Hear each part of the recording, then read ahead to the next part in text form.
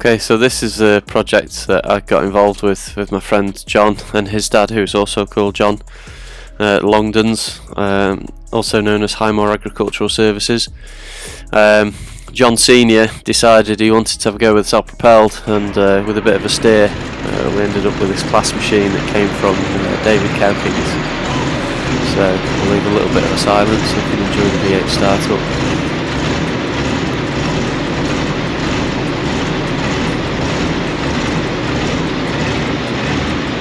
No emissions control, no diesel power, fantastic. So yeah, John and John decided that they were going to get the self-propelled. So one of the Mech 6s that they've run, well, both of them are next to the machine there. So we started stripping down the feed pack. This gearbox was quite stubborn. The key had wobbled in that first sprocket there, so we had to take that down. A bit of heat to encourage one of the bearings to come off the shaft. So we stripped it down as far as we could on the machine. We didn't take the metal detector roller out initially, which proved to be a bit of a mistake later, but anyway, we'll get to that. So we took this apart and took the feed pack off the machine, then took that to the workshop.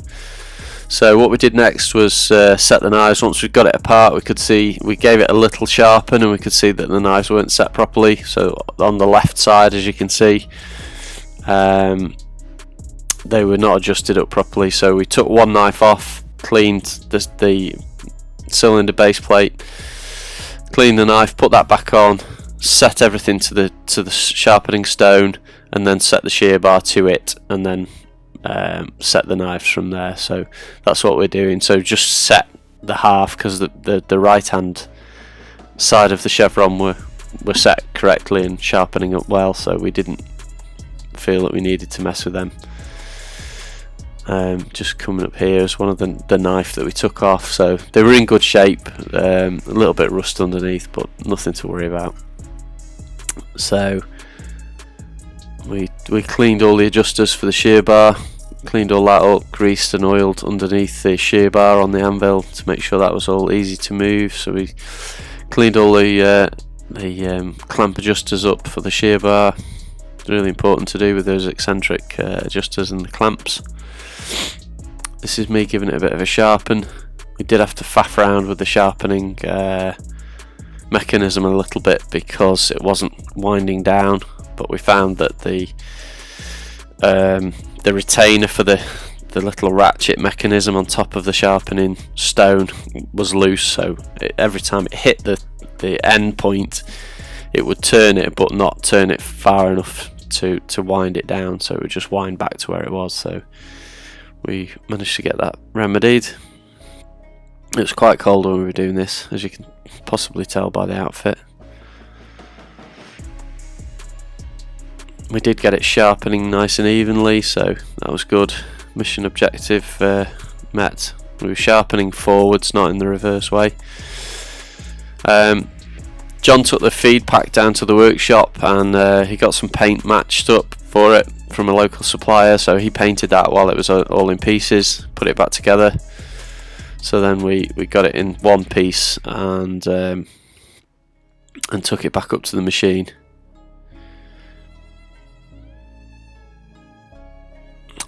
I thought we had some footage of me testing the metal detector, but I can't find it. I don't know where it's gone. But what we did discover is that it was very slow in response, and depending on where it was, I mean, these weren't as good as the later machines, which will detect almost anything, you know, but the metal detectors were still quite effective on the 600 series.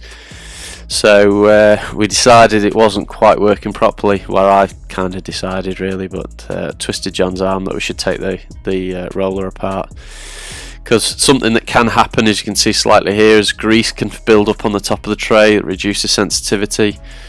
But what we did find was inside the roller there's a plastic liner, and in between the plastic liner and the outside is all this dirt and muck. So we steam cleaned that out and put it all back together, and then put the header on. This is a 2.2 meter header that John found online. It's in pretty good shape. We did strip the clutch down in the back for the auger, so that was a little bit loose on the shaft, but you know, pretty good. This is the sharpening ram that was leaking. We did quite a few oil leaks on the machine, so next up are the low pressure hydraulics.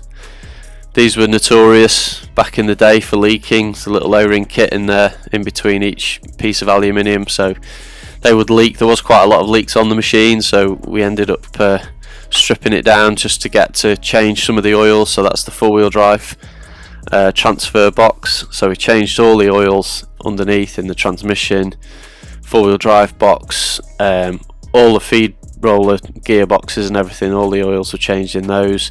The 90-degree gearbox inside the machine, we changed that oil as well.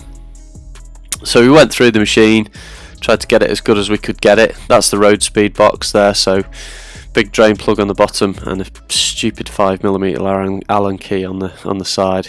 That's a Claas favourite.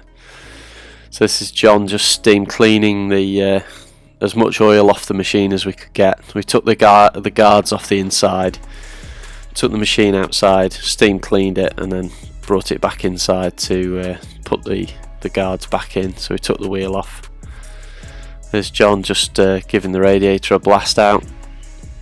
They were quite dirty, quite bunged up, so we decided to use the compressor rather than the steam cleaner, so we didn't damage any of the fins on the radiator, bend anything over with the high pressure water.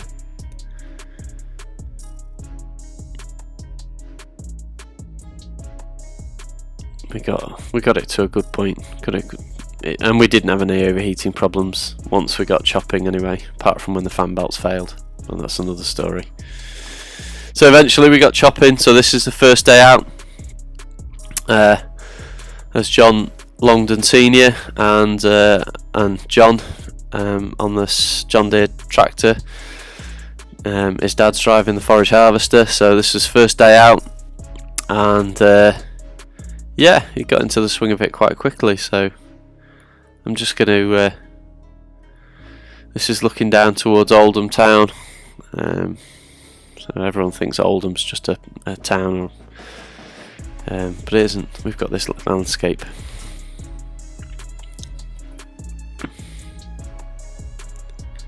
So we got chopping, and we did have a few little bits and pieces. Crop accelerator belts, we didn't adjust it properly. That was as much a service issue as the belt failing, but we learnt about that one. The fan belts were old, and we should have changed them as well, so that was another learning curve to change the fan belts. So after first cut, John got the water pump stripped down and serviced, so we knew that it was good. It only cost about 80 or 90 quid to get the water pump serviced, so we thought it was worth doing. But yeah, this is all first cut footage, so just stone's throw from the farm. John got the West trailer as well. That was new to Hymo Agricultural for the 2025 season. So he thought it would be handy to have a 10-ton trailer as well. And this is the farmer, one of the Yates brothers on the 6430 Marshall trailer. I'll stop talking now. Enjoy.